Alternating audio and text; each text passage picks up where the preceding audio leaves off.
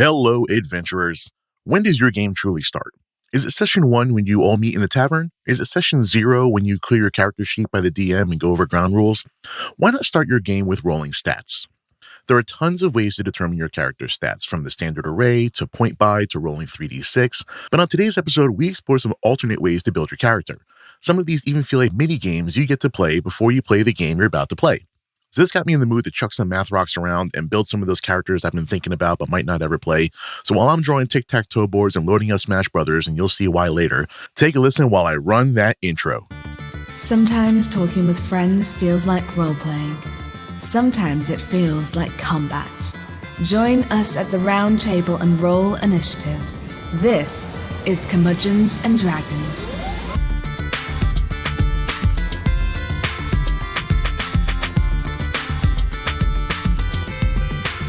Welcome back to another Curmudgeons and Dragons. I'm Jason Portizo. I'm here with Josey. Josey, how you doing? Oh, I am alive and happy to be here. Storm Dudley is currently ravaging the UK, and the wind is so loud it sounds like women screaming outside of my building. Are you sure it's not just women screaming outside your building? I really hope so, because it's not like the fun kind of screaming. Are you sure it's not both? The two are not mutually exclusive. You know what? You're not wrong. But, thousands without power. The little trails around campus are all closed in case trees fall on you. Yeah. Just typical British things. I mean, no power and horrible food. Jim's here too. Jim, how you doing? Hey, pretty good. I'm in suburban New Jersey right now, where things are pretty boring compared to the UK from the sound of things. I took a little walk this afternoon, went to the library, got some books, stuff like that. So, were they good books? Relatively pleasant day so far. They're books for my wife's book club. She's in 2 book clubs. She's one cool, nerdy science fiction book club, and another that's more just like thriller of the week kind of thing, where she can knock the book out in like an hour, and then just, kind of hang out and chat with some folks. But that's it. It's a nice walk. It's like about 4 blocks to the library right here in town. This is a pleasant way to get a little exercise in before I set my ass down in the chair to talk about nerd stuff here. How many of those books have Fabio on the cover?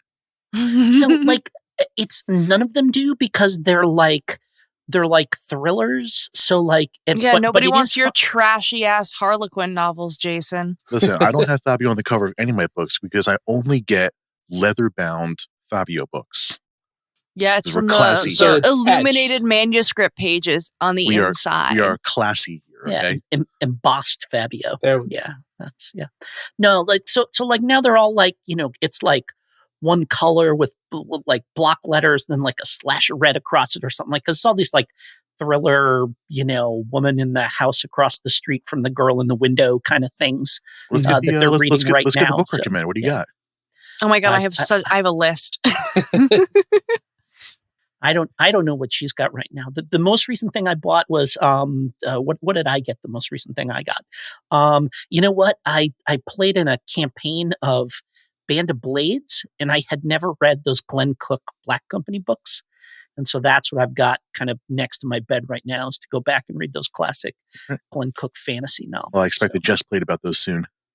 Oh, yeah. No, I think I like some of the older episodes. I talked about that Band of Blades, which is just such a super cool game. But I don't know. I just read. That's what I'll need to do. I'll have to do just read, just watched. I can add to I can have a just played cinematic universe where we have different iterations of it. Greg, how you doing, bud? Oh, I am doing fantastic. Good to see you. I like your emotional support Snorlax behind you. I get that. You got to have your stuffies with you at all times. Listen, my emotional support Altaria just off screen here. Just a reminder, if you have more than one Pokemon stuffy in your room, it means you're gay. The whole Poke thing, I don't know if it's age or just like where it's positioned in the geek universe, but it just completely passed me by. I can identify maybe 3 or 4 of them. Yeah, I like the duck with the headache. That's always like Psyduck, like that. That I think that's my favorite Pokemon. That's the one I identify with, at least when I look at them. Oh yeah, just a headache from thinking everyday thoughts. Yeah. And then taking it out on everyone around you. Mm-hmm. Violently, might I add. But this is all for our Pokemon podcast, which will never be released because today we're talking about D&D. Yay! Whoop, whoop. Huzzah. I just want to, point of clarification, I'm not the one that derailed this time. I just want to put that there. I should get you a medal for that, Josey. Mark You it on the should. calendar. Every time someone else makes a mistake, I'm gonna give you a treat. Yay! I want a good noodle star. Put a little kibble in your mouth. Today, this was Greg's idea, and I love seeing the new baby hosts coming up with good ideas. And we Good this job, was Gweggy. this was a fun one. Do I get a little kibble? You get a little clicker and a kibble. Yeah, Yes. give you. We're gonna put it on your nose though, and you can't get it until we tell you to. Mm. So this was a fun one to research. I found a couple cool ideas, and I think Craig has some of these that are way cooler than what I found. But theme of today's show is going to be all the different ways you can come up with your starting stats. So of course we all know the boring ones. You can do your standard array, you can do your point buy. That's not what we're talking about today. I actually saw a Reddit post and they went through like 90 different stat gen in terms of rolling. They all relatively give you the same hard numbers. So like this is just Overall, for fun. the numbers are not that different. There are a couple of them that are weighted towards higher or lower numbers depending on what kind of game you want to play. For sure. Yeah, even though we're going to come up with similar results, I'm not going to say the same results, but similar results across the board. But why not make this part of your character creation another part of the game? There's no reason why this part should not be fun. Mm. So let's talk about some methods here. So let's start off with what is like a normal stat gen method. So like what does the player handbook expect us to do? Well, I mean, the most bog standard one is the standard array, right? So, I mean, for many years when I owned a game store, we just used standard array for demo games, right? If people were just coming in the door and you wanted to teach people the game and not have to mess around with, spending half an hour generating characters, we just hand them a sheet. And, like if you've got the standard array, then you know that if you're a fighter, you want your high stat and strength. If you're a magic user, you want it in intelligence. And that's the game sort of presumes that you're going to use that standard array and that everything else is a variant off of that. I So thought the that's game kind of just the assumed you were going to baseline for roll it. them dice. No, the game, I mean, like out of the gate, it assumes that you're going to use the standard array. Well, standard array is And nice then and, nice and balanced no matter Considers everything else optional. what. Yeah. Right. So standard array as it is currently, and Jim, let me know if it's ever been different.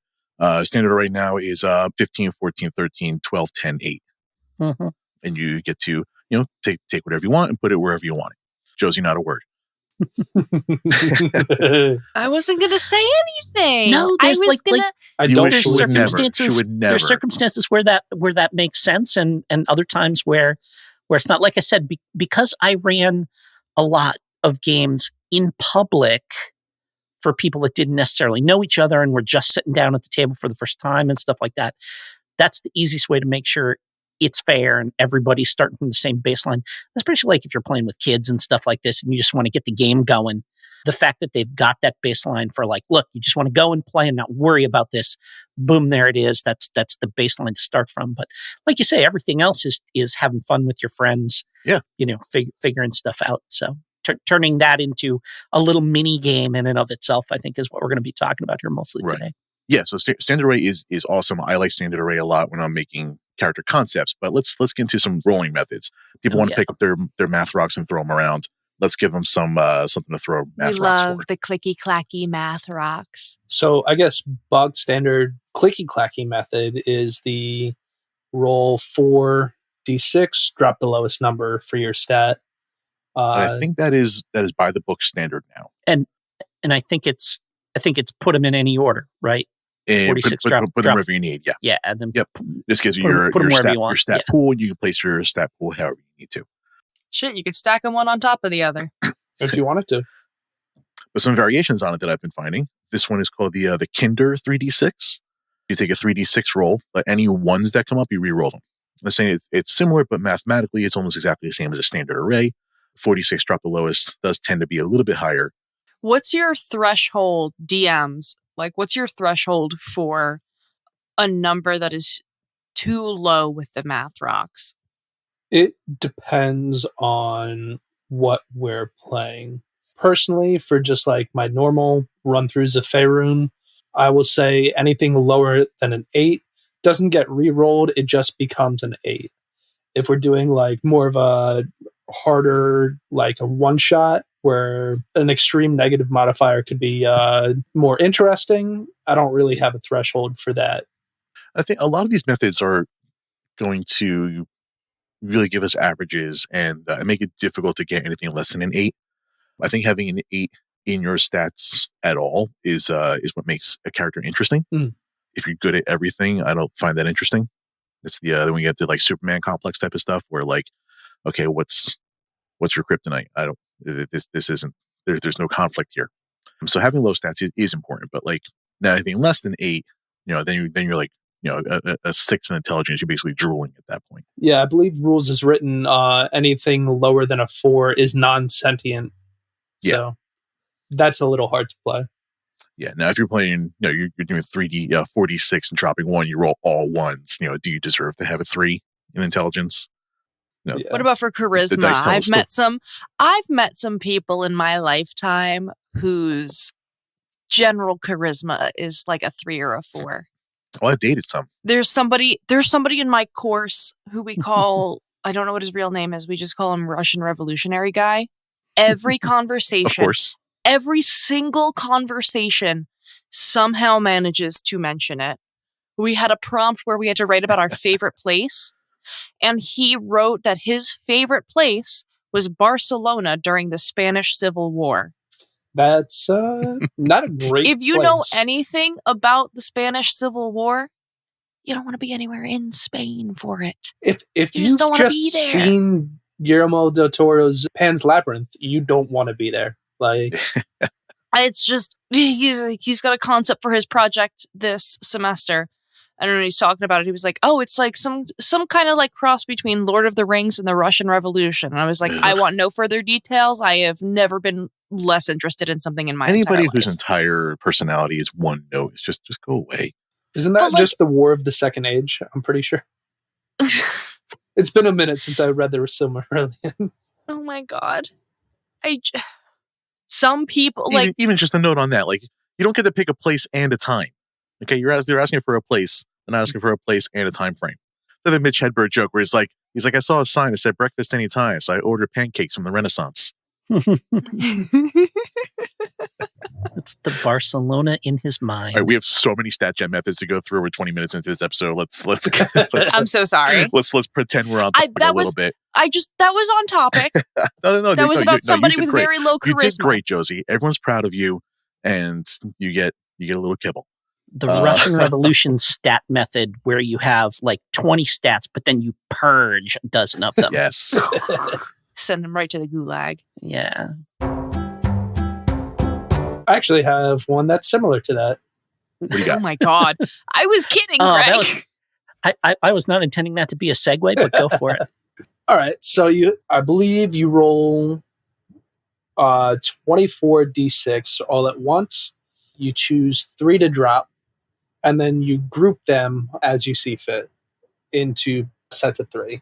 Chaos rocks. Yeah, it's essentially the same amount of dice as roll 4, drop 1, but you have a lot more flexibility in how you group your dice.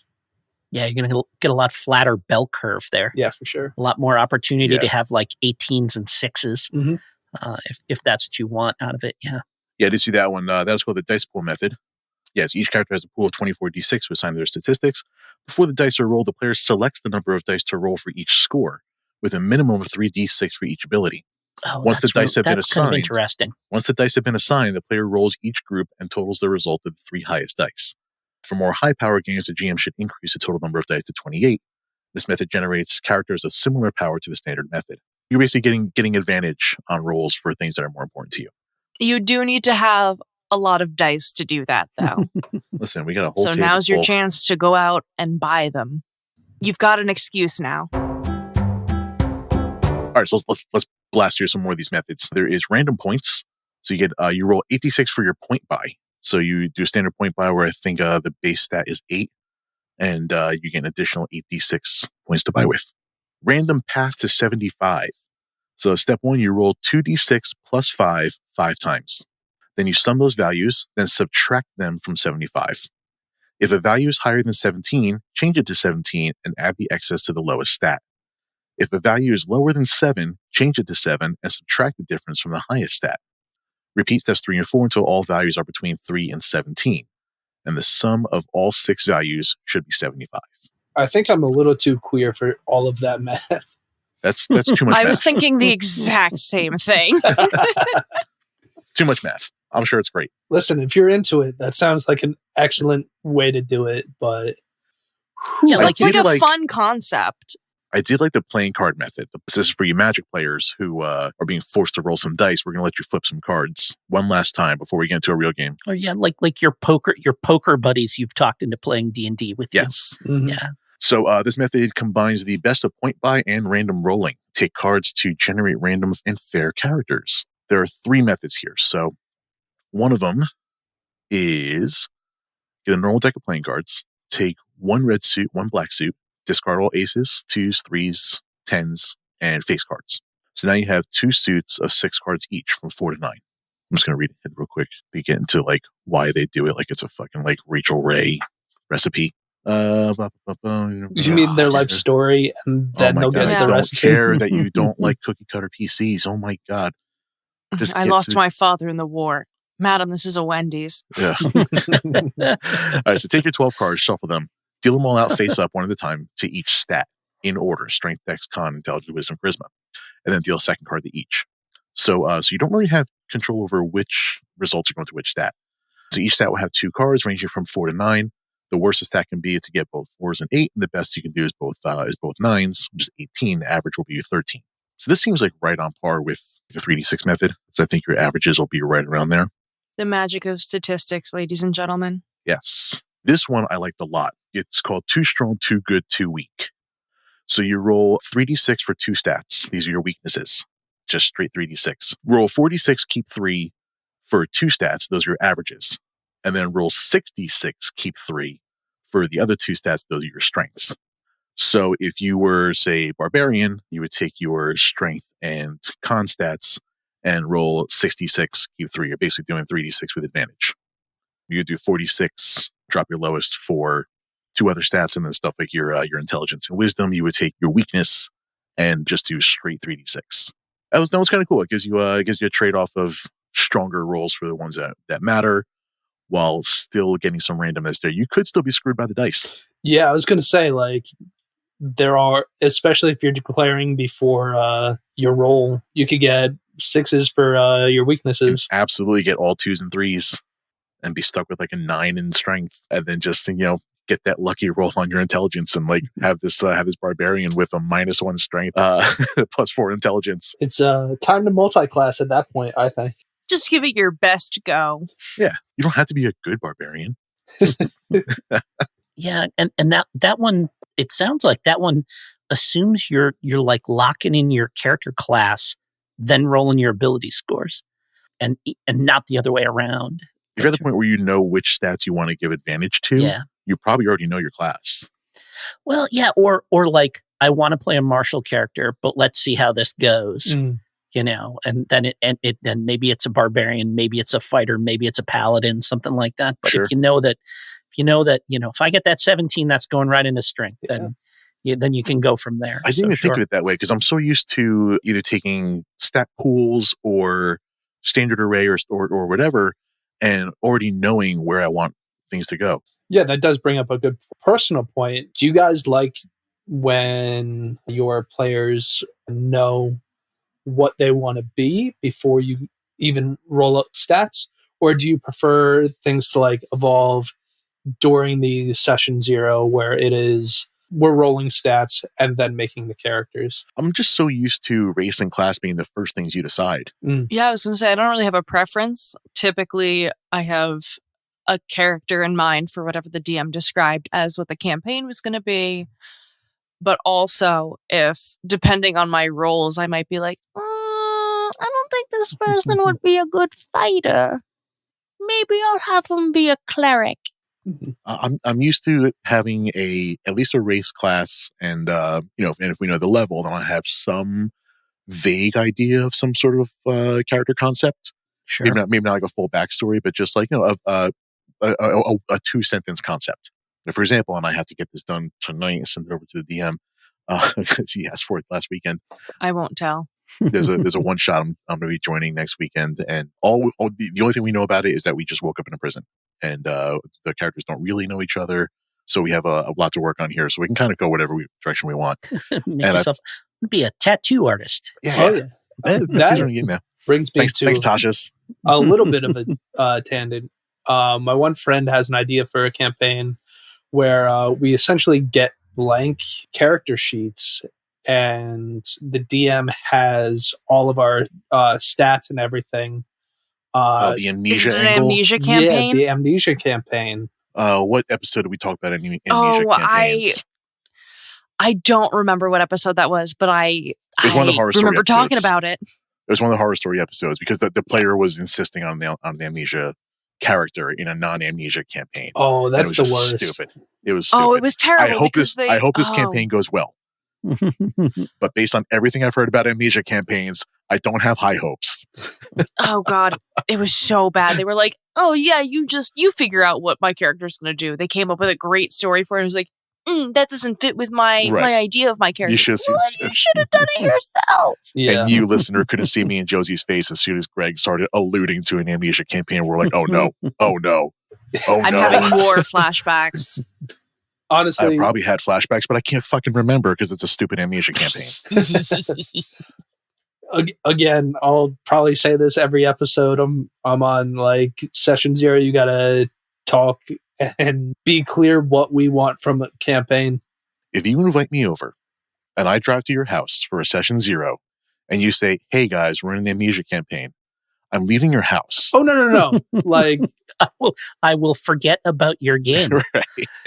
Like something like the amnesia campaign needs to be discussed before like session 0 even happens. It's like, hey guys, this is my idea.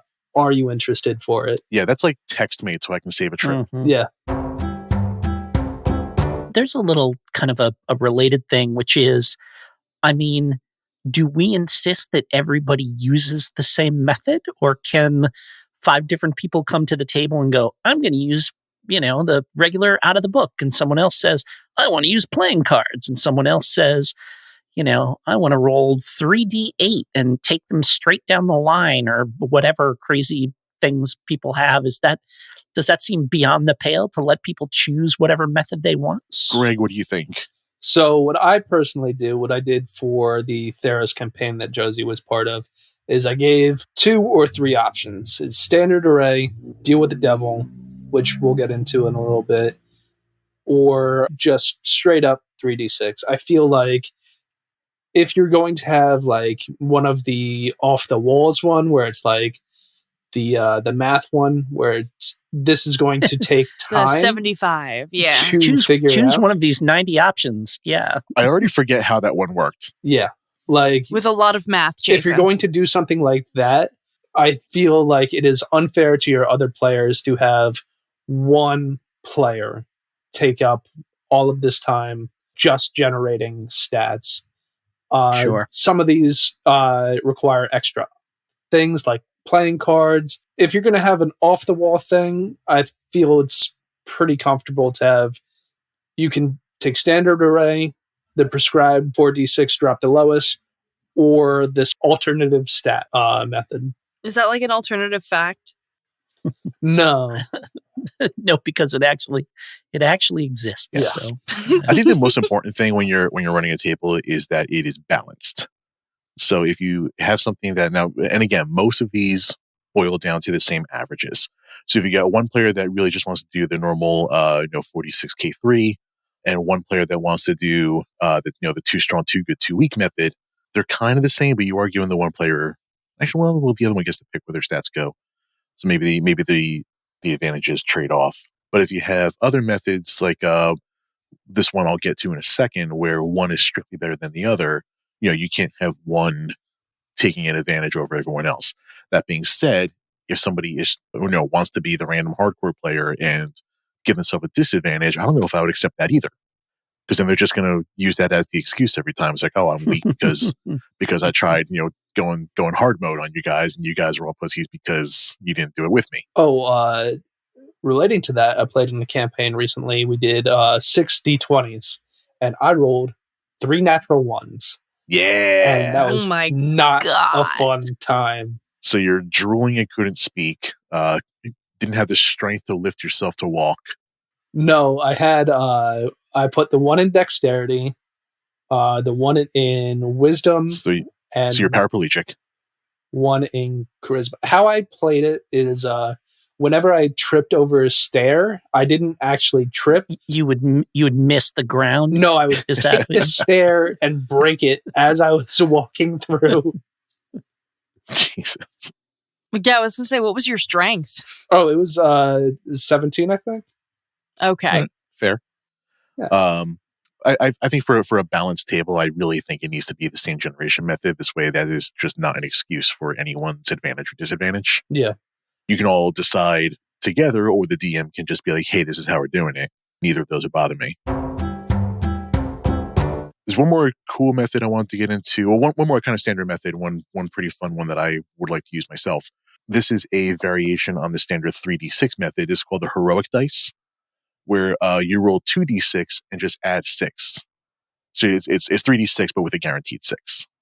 This does guarantee a minimum of 8, and just kind of ups the average a little bit over 3d6 or 46k3. I thought that was kind of cool. However, you get the massive disadvantage of throwing less dice, and it just doesn't feel right. I That is think viscerally satisfying. You want the game to start with a Give me satisfying the math handful rock. of dice. I think that's a good consideration to take in, like the funness of these alternative stat generations. So far, my favorite, strictly on just how much fun the game is going to start with. If all the numbers are the same, might as well start off by having the most fun, right? Mm-hmm. So, like, I think the 24d6 is probably the most satisfying, right? Yeah, for sure. And I got one more that I want to bring up. I know, Greg, you have a lot of really fun ones that I've not heard about yet. And I cannot wait to. Right. This one I found on YouTube, the Nerd Immersion channel. This is called the tic-tac-toe method.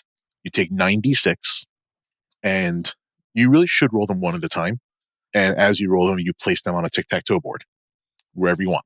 And then after you have all 9, you have to draw 6 unique that's lines. That's really kind of cool. I dig that. And that's your stat pool. You can put them wherever you want. Yeah. Like the boggle generation method. That's kind of neat. Think of the strategy of like, okay, I rolled a 6 right at the bat. I throw it at the center, like, and do you want to like try to line up all your ones? You can just stay away from that line. Like, there's some cool little like metagaming that can go on before the game even starts. Yeah, that's cool. Like I said, that really turns into a mini game. Yeah, before you start playing. Yeah. That's and cool. I am on the record on this show loving mini games. Yeah. So I thought that was kind of cool. That's the one that I'm going to try to push. At least when I start doing this, I got a couple of one shots that I have to finish reading up on and just prepare for. But I'm going to be running some one shots soon, and I think that's one of the methods we're going to use. That in the 2046 is just a ton of fun. Greg, you had a couple that you were excited to talk about. Oh yeah. What do you got? What you got? As Josey previously alluded to in my Theros campaign, I did deal with the devil. So, and we love the devil on Dungeons or Curmudgeons and Dragons. In this dungeon, we love the devil. There we go. We are a pro devil stance. Nancy Reagan was right. Hail Satan. So essentially, you just roll 3d6. The DM rolls 3d6. You do not know what the DM rolled for each stat, and you have to choose, do you say your roll or do you take the DM's roll? That's cool. Now that we are several months outside of the campaign, I feel comfortable telling Josey I used my heaviest dice. So I was rolling very well for, I want to say 90% of the character stats. But it really does set up a little bit of distrust between you, your players. There's a lot and yourself. of like me staring at Greg, like trying to figure out by looking at him if I should take the deal or not, and he gives nothing away. I Did swear. you look at the dice first, Greg? Yes. Okay, good. Yeah, you gotta have that stare down. You have to know whether she's fucking up or not. Oh yeah. Yeah, of course. And I swear DMing is the only time in my life where I have a poker face. Nice. Give me 1 second. Because you're taking Up on the goddamn character. wall. You're a gambler NPC at that point. Oh yeah, essentially. Yeah, that's a lot of fun. And again, like we're getting into mini games. We're getting into, and you can have them reason with them. You can like talk it out, but do it in character. Would this character take that deal? Do you want to play a game? So this comes from Freddy_powwow on TikTok. He has a little mini series of alternative stat generations. One of them is just playing a hand of blackjack for each stat. So you essentially play a game of blackjack with your DM. Whatever you bust over is your score. So let's say I'm sitting at a 16. I get a face card for 10 points. I bust over by 5. That is now my score in that stat. He does mention if you are a generous DM or it's like a higher fantasy game where you want your players to be a little bit more powerful, you can either give them an extra card or a set number to add to a bust.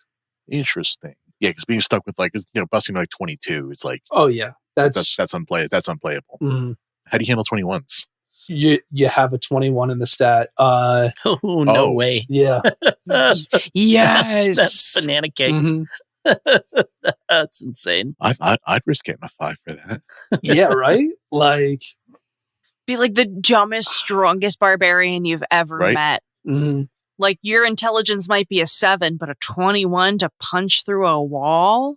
Yeah. With, like racial stats, a level 1 with like a 23 strength. Like, do you as a DM want to deal with that? Here's the thing. Yeah, I do. You're also a glutton for punishment, though. Rules as written, your stats are supposed to top out at 20. Right. So It's a rules little- are meant to be broken, though, Jim. already starting off a little Looney Tunes. if you want to run your campaign that blows through those, you can totally do that. But certainly a starting stat of 21 is like outside the bounds of the actual, published game. Now, if that's a game you want to play, I mean, like session 0, character creation is the time to introduce your Looney Tunes, Oh yeah. We love a little bit of bullshittery in session 0. Deities and Demigods campaign. Yeah. I've said on the show before, my absolute favorite phrase for a DM to say is, quote, "I'm going to allow this bullshit." Personally, I would have the stats top out at 22 at that point, just to not punish anyone for like, oh, well, I guess this is as strong as I get, which, to be fair, is as strong as you can get.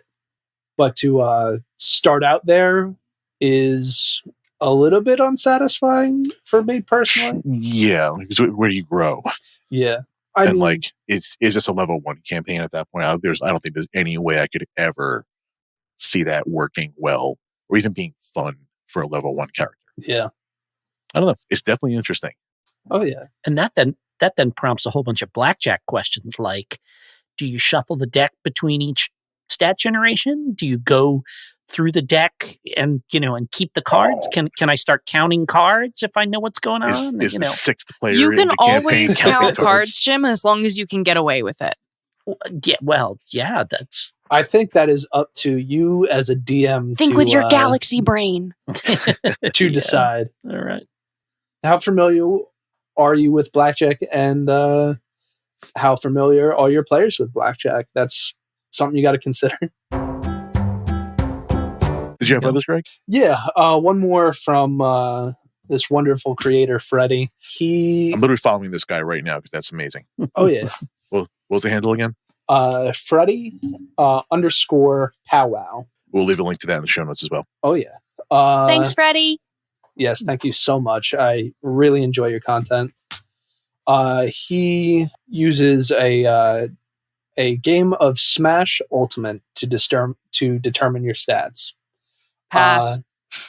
Pass. So you don't actually play. You have No, I've seen Smash decide things before. Go ahead.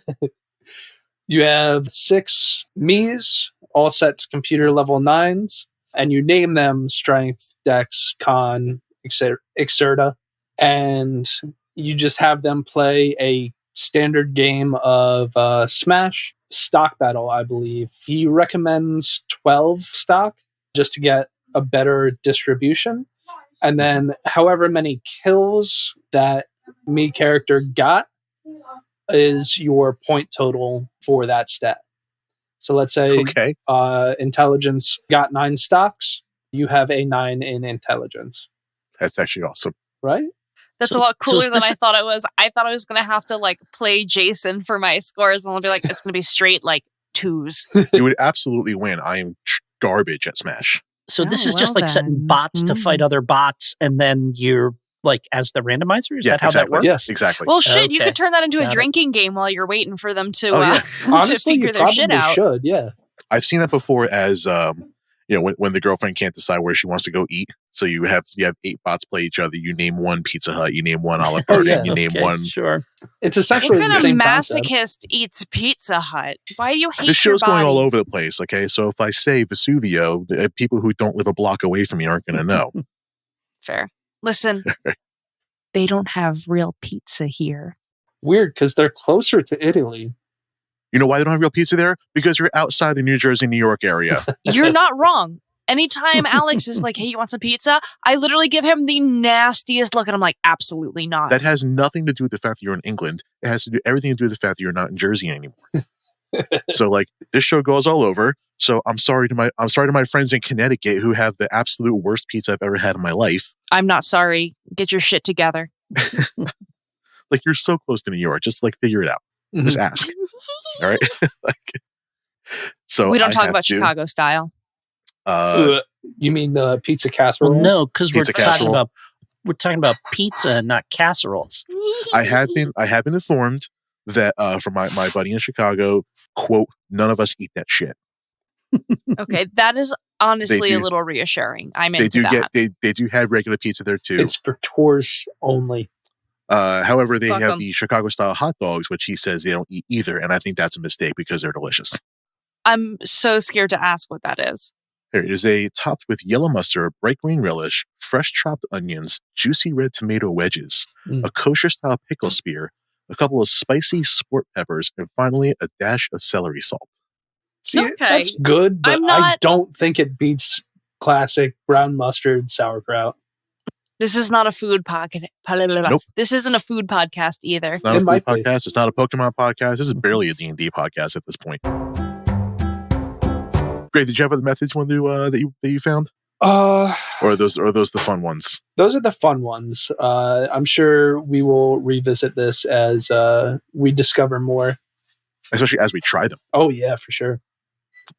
Jim, have you had any strange stat gen methods over the years? So I don't know about strange, but the one thing that I did want to make a case for is you can use any of these methods as well as a couple of alternate methods, but combine them with a draft. And I kind of like the idea of drafting your stats because then that way you can kind of go around and everybody takes a turn and your characters are kind of building up all together and you're watching them come together in a way that's really interesting. So I got scared for a second that you were about to say that you're pro draft, as in like the military drafts, and be like, I'm so sorry, Jim, but you've been voted off the fucking island. no. Pretty sure by the I'm- time this podcast comes out, we're going to be drafted to go help the Ukraine, right? So Yeah, you can't catch me, hopefully not. bitches. That's, I mean, Oh, I got flat feet. and I'm too old.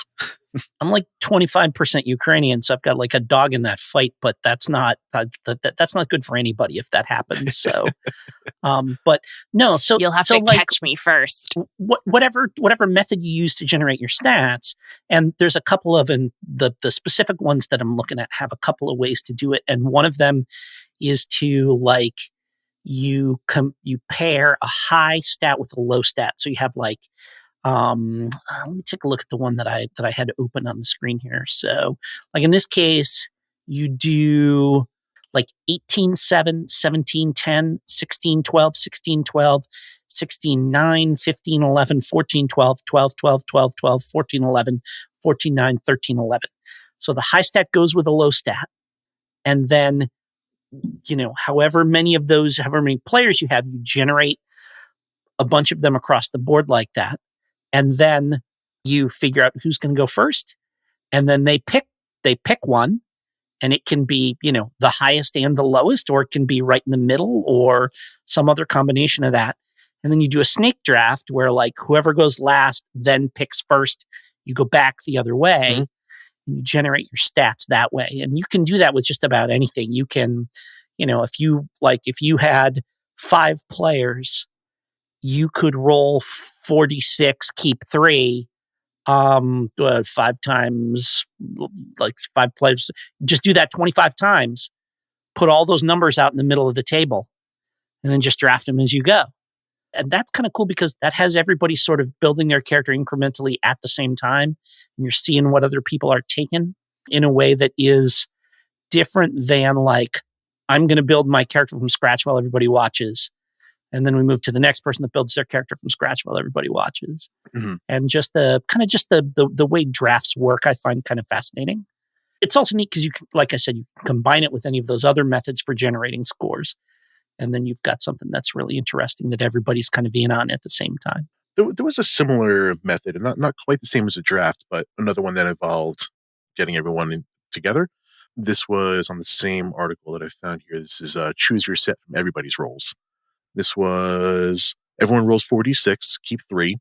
After each person has their 6 stats, we write the stats on a whiteboard. Everyone is free to choose any of the sets of 6.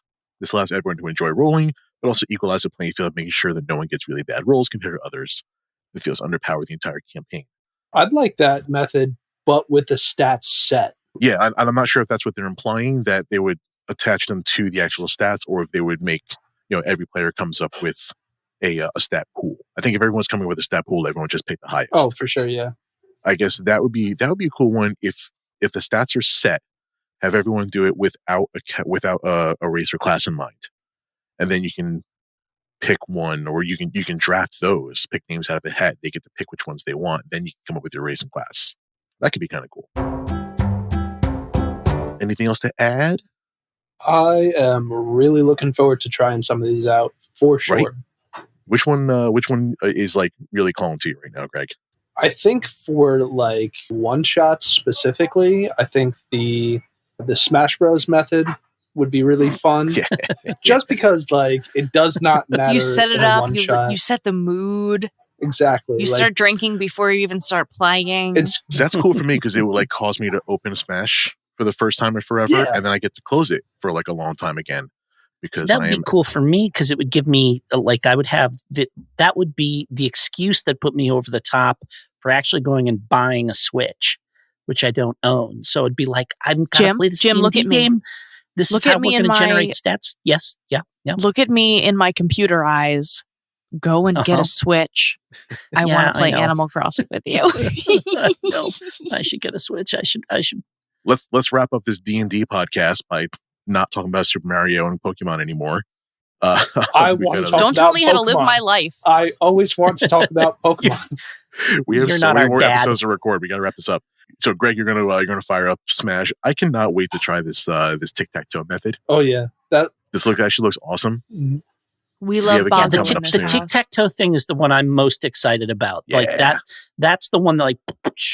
Just thinking about it really seems really interesting. We have session 0 coming up for what should be a long-term campaign, so I'm going to see if I can convince them to go with that. Yeah, that's pretty cool. Josey, which one of these is getting you excited? I'm still a huge slut for Deal with the Devil, but I don't know. The Blackjack one sounds really fun. I would love to get a 21 in something. Oh, yeah. And just ruin Greg's life. Blackjack being so overpowered with the risk of a bust is actually... I would 100%. It's so unbalanced. It's so unbalanced. It's so bad for the game. Here's the thing, though. That's what I like about it. It's bad for the game, but man, it sounds like fun. Jason, here's the thing, is that having me as part of a D&D group is bad for the game. If you want to get anywhere in the plot, don't invite me. as a DM personally, I feel like there's very little difference between an 18 and a 20 for a starting stat. Like in terms of balancing encounters and whatever. Like I think it's a bigger difference than a starting stat. When your character is that low and can't do much else. If it's in one stat and everything else is trash, then maybe. But like if you have a well-balanced character that can swing a sword really fucking well, personally, if your character sheet has 21s next to 5s, you don't have a balanced character. Yeah, but I said it. It's sort of by definition. I said if you have a balanced character with a fucking 21 and a 5 somehow, I'm just going to stop you right there. I might have flubbed, whatever. Like, let's say I got close to 15 in everything, and then a 21. Sure. There you go. And then a 2. I mean, it's not game breaking, but it does kind of, it would feel crappy if I were sitting there with like, you know, if my blackjack draw had gotten me something that ended up looking like the standard array, and the person sitting next to me is like, I drew 2 21s, check it out. I got ace of, ace of hearts and king of clubs, and then I got ace of spades and queen of diamonds or something like that, and you're just sitting there like, oh man. Again, like personally, I feel the same way as that when I roll like 10s and 12s, and the guy next to me is sitting at 16s and 18s. The point of this episode today was that these are generally balanced. Mm-hmm. Kind of get the same results, but we already had a whole episode about that. In fact, we're still recording it for some reason. It's gone long. I'm going to wrap this thing up. Guys, thanks so much for listening. You can go check us out at Curmudgeons and Dragons on Instagram. Curmudgeonsanddragons.com has links to all of our socials as well as places to listen to us. This show is, we spend a lot of time on this show. In fact, we spent a lot of time on it this episode. About twice as much as I thought we were going to. So if you'd like to help offset the cost of hosting and things like that, we do have a tip bucket on the website. So you go to curmudgeonsanddragons.com/support and click on our Buy Us a Coffee link. It'd be super helpful if you did. Also, our voicemail is up and running. Not only is there a Buy Me a Coffee widget on the website, but there's also a little microphone. You can go ahead and click that and leave us a voicemail. We would love to hear your questions for our DM advice episode. We would love to hear your horror stories. We'd also like to hear your love and affection. Yes. We have a guest horror story coming up soon. Ooh. Oh, I'm very excited for it. Get him on the phone and record that sometime soon. Yeah, we got all kinds of stuff. So curmudgeonsanddragons.com is the best place to find us and interact how you like. That's all we got today. Josey, Greg, Jim, thank you so much for joining. Thank you. You're very welcome. Thank you again to Freddie. Yes. Yeah, we'll leave a link to his. Yeah, Freddie, leave us a TikTok down voicemail. there. Thanks for listening. We'll see you next time. Thank you for listening to Curmudgeons and Dragons. Please share this with your favorite adventurers. Leave a review on Apple and follow us on social media. All links can be found at curmudgeonsanddragons.com. Practice safe adventuring, my friends. This has been a JTP Audio podcast. Thanks for listening.